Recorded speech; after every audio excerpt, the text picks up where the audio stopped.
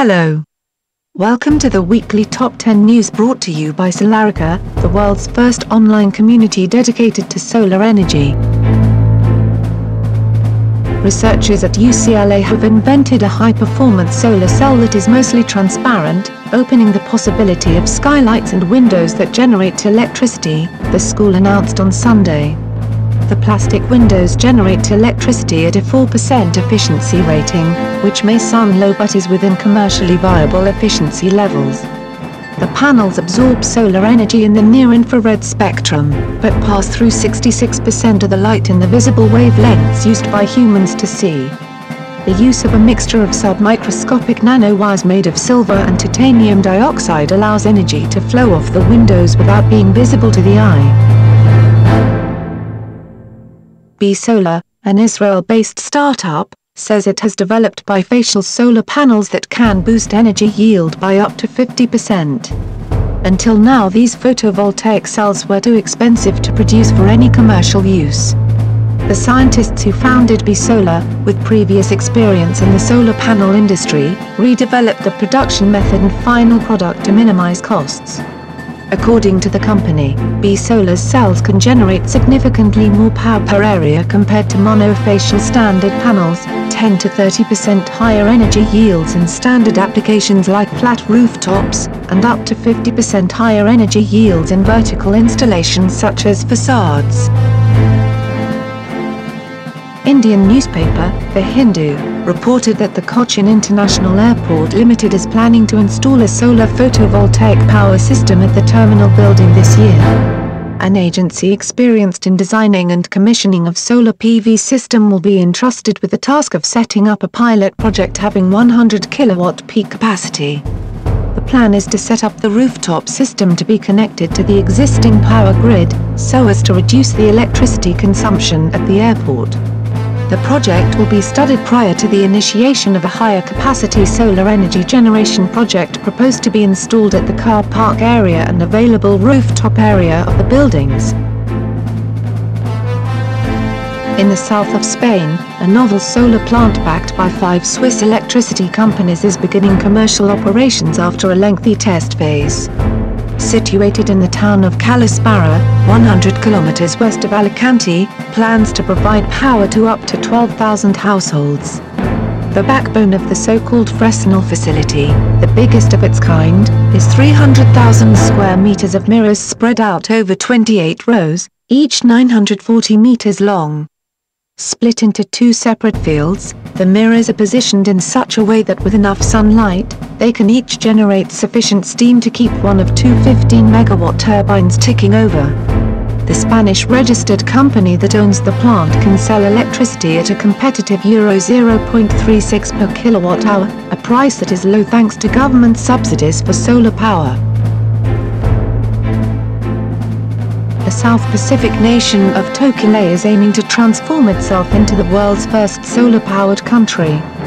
With the help of New Zealand engineering company Power Smart Solar, the island's 1,400 residents hope to generate all their power with a system of 4,032 solar panels and 1,344 batteries. The Tokile Renewable Energy Project, TREP, is being headed by Power Smart Solar, who aim to replace the island nation's diesel generators with the expansive solar system. If the project is successful, it will mean that Tokile is not only the first country to meet 100% of its climate change obligations, but also the first completely solar-powered nation on Earth. CPS Energy and OC Solar Power launch largest municipally owned mega solar project in San Antonio, Texas. A landmark deal signed on July 23 will result in the construction of 400 megawatts of solar energy, bring several manufacturing facilities that produce solar panel components, and create over 800 jobs in San Antonio. This unique manufacturing-to-generation project is the largest in the United States among municipal utilities, and will catapult Texas into the top 5 U.S. solar-producing states. It will be providing enough electricity for nearly 70,000 local households. IKEA is in news again for its solar achievements. On July 23, IKEA officially plugged in the solar energy system installed at its store in Atlanta, Georgia.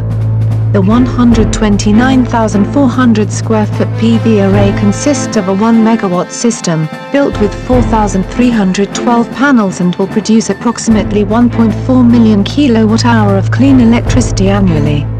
Later this week, IKEA also brought online its 2 installations in Illinois, Chicago.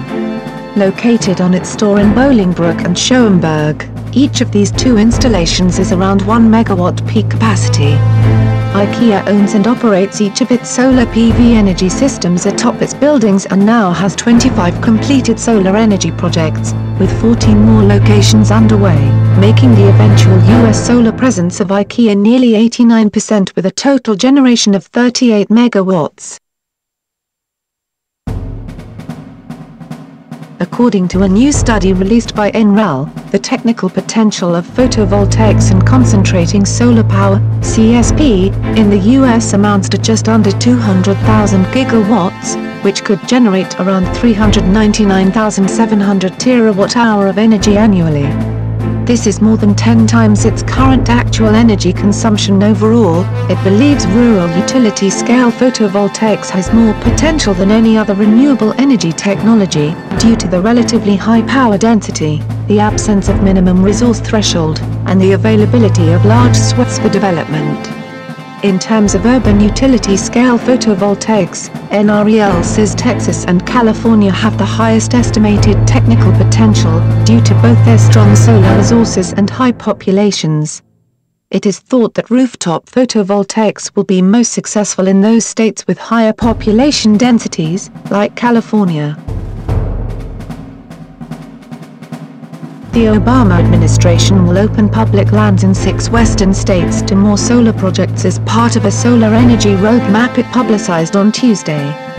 The Interior Department set aside 285,000 acres in Arizona, California, Colorado, Nevada, New Mexico and Utah for the initiative. Firms can apply for waivers to develop projects on an additional 19 million acres. Republicans want Obama to open public lands to more oil, gas and mineral drilling. They also oppose the president's clean energy push, saying it has done little to provide jobs when the country sorely needs them. It is to be noted that public lands hosted no solar projects when Obama took office.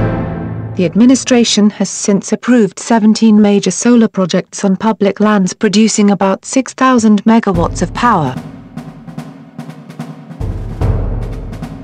This week, GTM Research published the latest version of its 5-year cost outlook for solar PV. Admittedly, its previous predictions about costs, deployment and consolidation in the industry had been quite inaccurate.